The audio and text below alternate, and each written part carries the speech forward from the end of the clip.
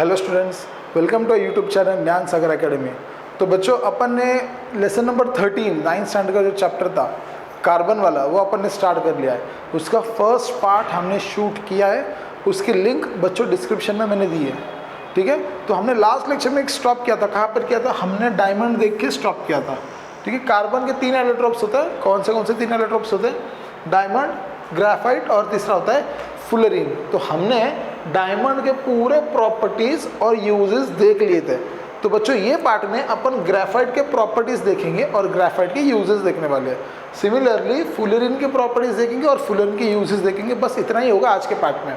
तो चलो directly time waste नहीं करेंगे और डायरेक्टली जाएंगे ग्राफाइट की ओर। तो ग्राफाइट होता क्या है? ठीक है, तो जैसे डायमंड, ठीक है, डायमंड कार्बन का एक एलोट्रोप है, वैसे ग्राफाइट भी एक कार्बन का एलोट्रोप है, मॉडिफिकेशन है। ठीक है, तो डायमंड इंडिया में ग्राफाइट इंडिया में कहाँ कहाँ पाया जाता है? तो इंडिया से भी ज़्यादा वो बाहर के देशों में पाया जाता है। देख लेंगे कहाँ पर है। ठीक है, वो एक मिलता है रशिया में, यहाँ पर मैं लिख देता हूँ कहाँ कहाँ मिलता है वो। रशिया, न्यूजीलैंड, ठीक है, उसके बाद अमेरिका और इंडिया में तो मिलता ही है। ठीक है, समझ में आ गया बच्चों? अब ग्राफाइट यूज़ कहाँ किया जाता है? सबसे ज़्यादा ग्राफाइट यूज़ किया जाता है बच्चों लिड, पेंसिल की जो लिड होती है ना, उसके अंदर बहुत ज़्यादा ग्राफाइट यूज़ किया जाता है। ठीक है, ये बात ध्यान में रखने का है। जो अपनी लिड होती है, पेंसिल की लिड पेंसिल भी यूज़ करते हैं अपन, उसके वो किस चीज़ से बनी होती है? वो ग्राफाइट से बनी होती है। ठीक है, समझ में आ गया? ओके, तो आप यहाँ पर एक देख लो बच्चों, ग्राफाइट इसे शीट के फॉर्म में आता है। देखो ऐसी शीट के फॉर्म में आता है ग्राफाइट। उसके अंदर बहुत सारे कार्बन से एक दूसरे को अटैच होते रहते हैं। उसके अंदर बहुत सारे कार्बन से एक, देखो मैं ये रब करता हूँ, एक अच्छे डायग्राम तुम्हारे लिए बना देता हूँ। ठीक है, देखो उसके ग्राफाइट में कैसा होता है, ऐसे कुछ शीट्स होती है।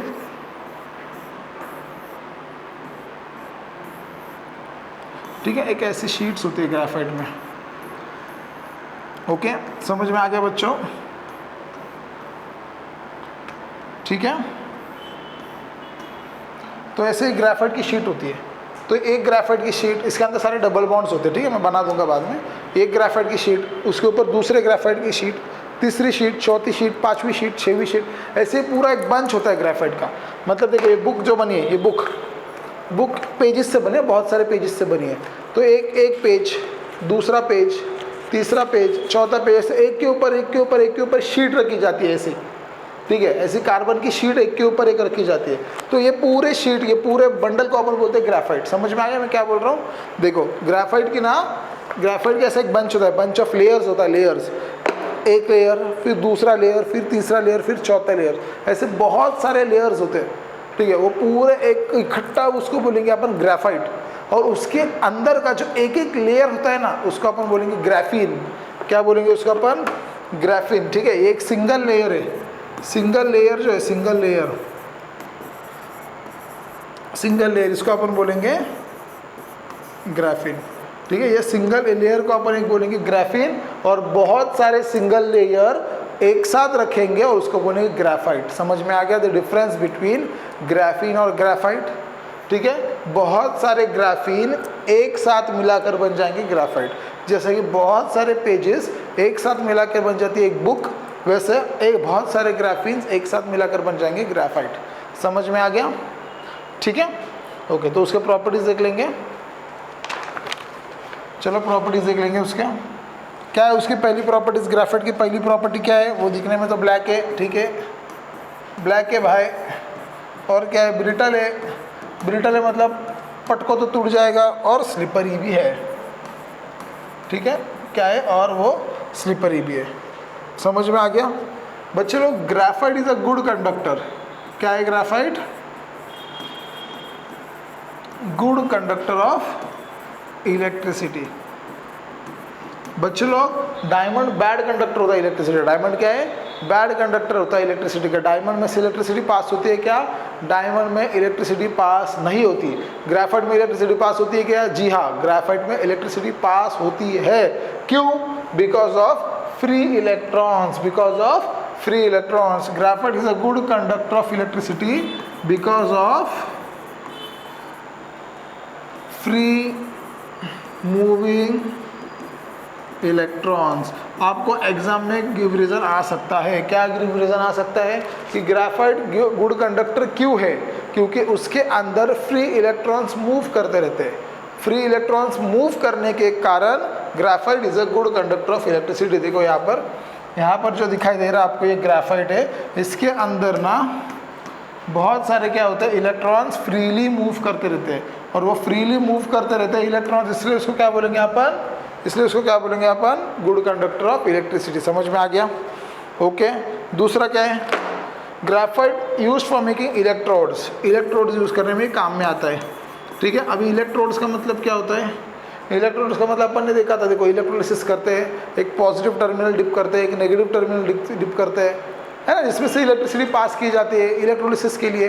अगले साल पढ़ने वाले बच्चों अपन, लेकिन फिलहाल इतना ही ध्यान में रखो कि इलेक्ट्रोड्स में भी यूज़ किया जाता है ग्रेफाइट। ठीक है, इलेक्ट्रोड्स में भी क्या यूज़ किया जाता है, ग्रेफाइट। और एक यहाँ पर लिख देता हूँ, यूज इन पेंसिल।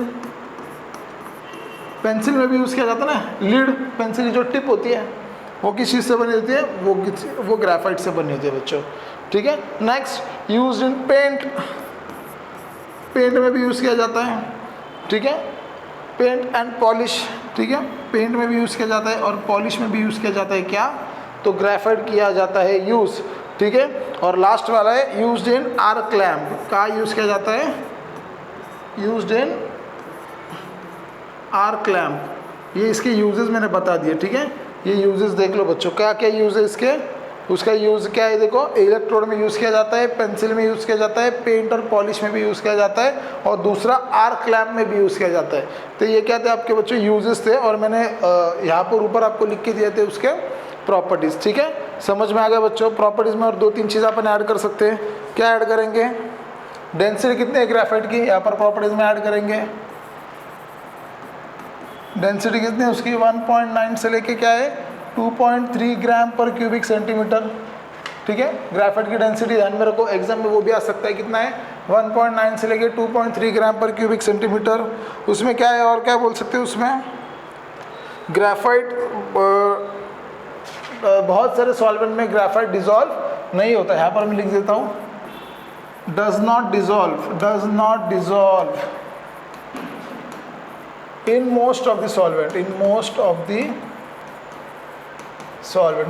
solvents का मतलब क्या होता है, देखो ग्रेफाइट बच्चे लोग डिजॉल्व होता है, लेकिन सब चीज़ों में होता है क्या, नहीं, कुछ कुछ चीज़ों में ग्रेफाइट डिजॉल्व होता है, कुछ कुछ चीज़ों में ग्रेफाइट डिजॉल्व नहीं होता। इसलिए मैं यहाँ पर लिखा हूँ बहुत सारी चीज़ों में ग्रेफाइट डिजॉल्व नहीं होता। ठीक है, एक बार लास्ट बार एक ग्रो थ्रू करेंगे और फिर अपन फुलरिन की ओर बढ़ेंगे। क्या है, देखो यहाँ पर डेंसिटी कितनी है उसकी, 1.9 से लेके 2.3।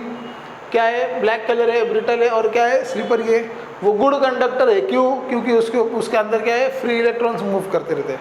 अब उसके यूजेस कहाँ है, इलेक्ट्रोड में यूज़ किया जाता है, पेंसिल में यूज़ किया जाता है, पेंट और पॉलिश में भी यूज़ किया जाता है, और आर्क लैम्प में भी यूज़ किया जाता है। और एक क्या बोला इसमें, does not dissolve in most of the solvent. बहुत सारे सॉल्वेंट में वो डिजॉल्व नहीं होता। समझ में आ गया बच्चों? ग्रेफाइट समझ में आ गया अच्छे तरीके से, ग्राफीन समझ में आ गया आपको अच्छे तरीके से। अब अपन देखेंगे फुलरीन। ठीक है, नेक्स्ट क्या देखेंगे अपन, फुलरीन। तो मैं बोलना चाहता हूँ देखो कि स्टार्टिंग में ना ग्रेफाइट के कार्बन के सिर्फ 2 ही एलोट्रॉप्स थे। कौन से 2 थे, एक था आपका डायमंड और दूसरा था आपका ग्रेफाइट। ठीक है, कार्बन के ये 2 ही एलोट्रॉप स्टार्टिंग में हमें मिले गए थे, लेकिन बाद में अपने को ग्रेफाइट की कार्बन का तीसरा एलोट्रॉप भी मिल गया। कार्बन का तीसरा एलोट्रॉप कौन सा है, तो वो है फुलरीन। ठीक है, स्टार्टिंग में 2 ही मिले थे, फिर बाद में तीसरा बहुत लेट मिल गया। तो उसका इन्वेंशन किसने किया, तो उसका इन्वेंशन किया रिचर्ड बकमिस्टर फुलर। क्या, रिचर्ड बकमिस्टर फुलर। तो रिचर्ड बकमिस्टर फुलर नाम का साइंटिस्ट था, उसने फुलरीन को ढूंढ के निकाला, इसलिए उसके नाम के ऊपर से उन्होंने नाम दिया फुलरीन। ठीक है, तो फुलरीन होता कैसे है बच्चे लोग, अपने को मालूम है फुटबॉल कैसे दिखता है, ऐसे गोल एक फुटबॉल है ना, एक गोल एक फुटबॉल है, और इसके ऊपर ऐसे पैचेस होते हैं। देखो कभी आपने देखा होगा, कभी बचपन में खेले भी होंगे, तो ऐसे पैच है देखो उसके ऊपर, ठीक है। तो ये जो फुलरीन है ना बच्चों, ये fullerene same to same ditto ऐसे फुटबॉल की तरह ही है, ठीक है। फुलरीन सेम टू सेम ऐसा डिट्टो एकदम फुटबॉल की तरह ही दिखता है। समझ में आ गया क्या? इसलिए इसको फुलरीन को बक्की बॉल भी कहा जाता है, ठीक है। बक्की बॉल भी कहा जाता है, या फिर उसको सॉकर बॉल भी कहा जाता है, या फिर उसको फुटबॉल भी बोल दो, कोई प्रॉब्लम नहीं। तो कितने सारे नाम है इसको, है ना, बॉल के जैसा ही है ना। तो इसको फुटबॉल बोल दो, उसको बकी बॉल बोल दो, उसको क्या बोलते हैं और सॉकर बॉल बोल दो, कुछ भी बोल दो, ठीक है। तो ऐसे कार्बन्स इकट्ठा गोल फॉर्म होते जाते हैं, उसका नाम दिया उन्होंने फुलरीन, ठीक है। तो इसके अंदर कितने कार्बन है, देखो यहाँ कार्बन है, देखो अभी ग्रीन कलर से मार्क कर दो, देखो यहाँ कार्बन है, यहाँ पर सब जगह पे क्या है, कार्बन से यहाँ पर सब जगह पे। तो बहुत सारे कार्बन से गोल रिंग फॉर्म करेंगे केज की तरह, है ना। केज मालूम ना कैसा, तो पिंजरा, ऐसा गोल पिंजरा फॉर्म होगा, केज फॉर्म होगा अंदर की तरह, उसको क्या बोलेंगे फुलरीन। तो उसमें कितने कार्बन होते हैं, तो बच्चे लोग इसमें 60 कार्बन्स होते हैं। कितने कार्बन्स होते हैं इसमें? मोस्टली 60 कार्बन होते हैं। तो कभी कभी 60 के अलावा 70 भी मिलता है, कभी कभी 76 भी मिलता है, कभी कभी बच्चों 82 और 86 भी मिलता है, ठीक है। समझ में आया? इसके अंदर कितने कार्बन होंगे? 60 होंगे, कभी 70, 76, 82, 86 भी हो सकते हैं। लेकिन मोस्ट ऑफ द टाइम सबसे ज़्यादा कार्बन पाया जाता है वो है C60 कार्बन, ठीक है। कौन सा कार्बन पाया जाता है? वो है बच्चों C60 कार्बन। ओके, समझ में आ गया? समझ में आ गया क्या बच्चे लोग? तुमको मैं बोल देता हूँ कि 30 से लेके 900 कार्बन, ठीक है, 30 से लेके 900 कार्बन तक ये फुटबॉल की साइज़ रहेगी। बोल रहा हूँ मैं आपको, देखो अभी फुटबॉल भी है, small size, medium size, large size. तो वैसे भी है, स्मॉल साइज़ वाले भी है, मीडियम साइज़ वाले भी है, लार्ज साइज़ वाले भी है।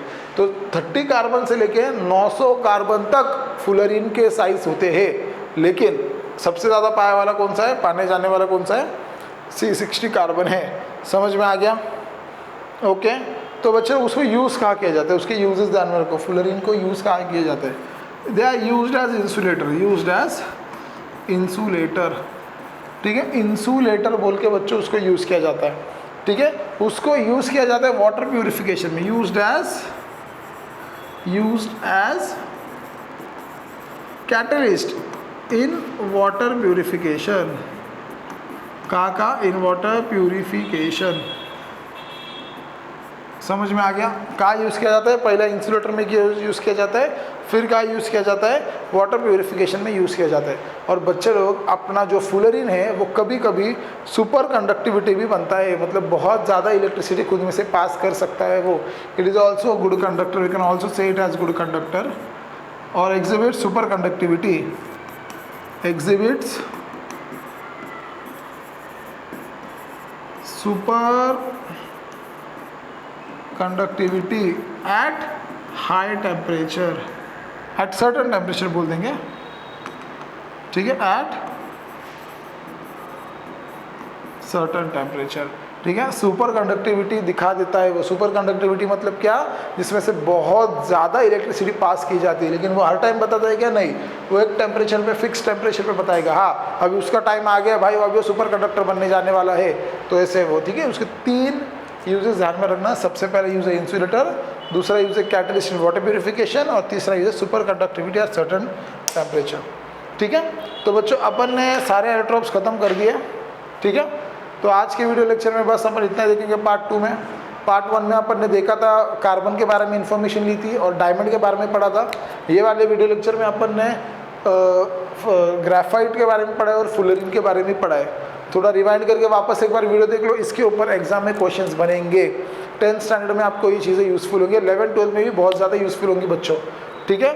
सो अगर आपको वीडियो पसंद आ गया होगा, लाइक कीजिए, सब्सक्राइब कीजिए। Yes, thanks for watching.